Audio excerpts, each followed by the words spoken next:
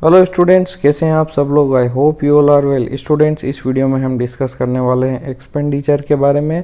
क्या होते हैं एक्सपेंडिचर, कितने टाइप्स के होते हैं, जानेंगे पूरा कॉन्सेप्ट। वीडियो में अंत तक बने रहें ताकि आपको पूरा कॉन्सेप्ट समझ में आ सके एक्सपेंडिचर का। स्टूडेंट्स, वीडियो में आगे बढ़ने से पहले हम आपको बता दें कि अगर अभी तक आपने चैनल को सब्सक्राइब नहीं किया है तो सब्सक्राइब कर लीजिए, क्योंकि आने वाले समय में हम 11th अकाउंटेंसी, बिजनेस स्टडीज़ और इकोनॉमिक्स के वीडियो अपलोड करने वाले हैं अपनी चैनल पर। तो चलिए स्टूडेंट, शुरू करते हैं इस वीडियो को और जानते हैं एक्सपेंडिचर के बारे में। एक्सपेंडिचर क्या होता है? एक्सपेंडिचर एक टाइप का खर्चा होता है। एक्सपेंडिचर एक टाइप का पेमेंट होता है। स्टूडेंट्स, हम आपको बता दें कि जब भी कोई आइटम आप परचेस करते हो, बुक्स हो गई या फिर कोई भी स्टेशनरी हो गई, कोई भी आइटम जब भी आप परचेस करते हो तो उसके बदले में आप क्या करते हो, उसे पेमेंट करते हो।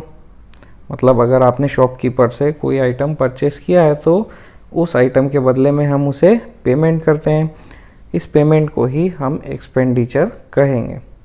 अब यहाँ पे बिजनेस पॉइंट ऑफ व्यू से हम देखें तो अगर बिजनेस की एग्जिस्टिंग लाइबिलिटी के सेटलमेंट के पर्पस से आपने पेमेंट किया है तो उसे हम कहेंगे एक्सपेंडिचर। क्या कहा जाएगा? उसे एक्सपेंडिचर कहा जाएगा। अब ये जो एक्सपेंडिचर है, इससे बिजनेस को बेनिफिट होगा।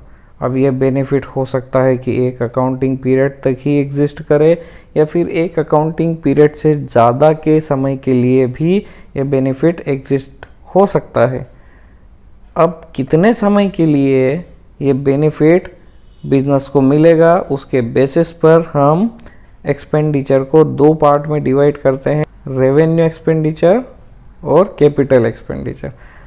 अब अगर हम देखें तो ऐसे एक्सपेंडिचर जिनका बेनिफिट बिजनेस को एक अकाउंटिंग पीरियड से कम समय के लिए ही मिलता है, मतलब एक साल से कम समय के लिए ही बिजनेस को उस एक्सपेंडिचर का बेनिफिट मिलता है या फिर केवल एक ही अकाउंटिंग पीरियड के लिए उसका बेनिफिट मिलता है, तो उसे हम रेवेन्यू एक्सपेंडिचर कहेंगे। और अगर बिजनेस में होने वाले ऐसे एक्सपेंडिचर जिनका बेनिफिट हमें एक अकाउंटिंग पीरियड से ज़्यादा समय के लिए मिलता है तो उन्हें हम कैपिटल एक्सपेंडिचर कहेंगे। अब अगर हम यहाँ पे एग्जांपल देखें तो सैलरी और रेंट जो है वो रेवेन्यू एक्सपेंडिचर है। बिजनेस के डे टू डे कंडक्शन के लिए जो भी एक्सपेंसेस हम करते हैं उन्हें हम रेवेन्यू एक्सपेंडिचर कहते हैं।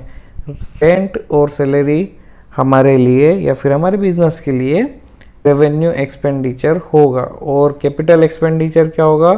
कैपिटल एक्सपेंडिचर जो होगा अगर हम कोई फिक्स असेट को एक्वायर करते हैं या फिर फिक्स असेट में कोई एडिशन या एक्सटेंशन हम लेते हैं तो उसे हम कहेंगे कैपिटल एक्सपेंडिचर। जैसे एग्जांपल के तौर पे देखा जाए कि अगर हम कोई फर्नीचर खरीदते हैं बिजनेस के यूज़ के लिए तो ये फर्नीचर कैपिटल एक्सपेंडिचर में माना जाएगा। क्यों? क्योंकि फर्नीचर हमें बेनिफिट देगा एक अकाउंटिंग पीरियड से ज़्यादा के समय के लिए, क्योंकि जब भी हम फर्नीचर खरीदते हैं तो 1 साल 2 साल 3 साल वो चलते ही रहता है। तो इस टाइप से उसे हम कैपिटल एक्सपेंडिचर में काउंट करेंगे।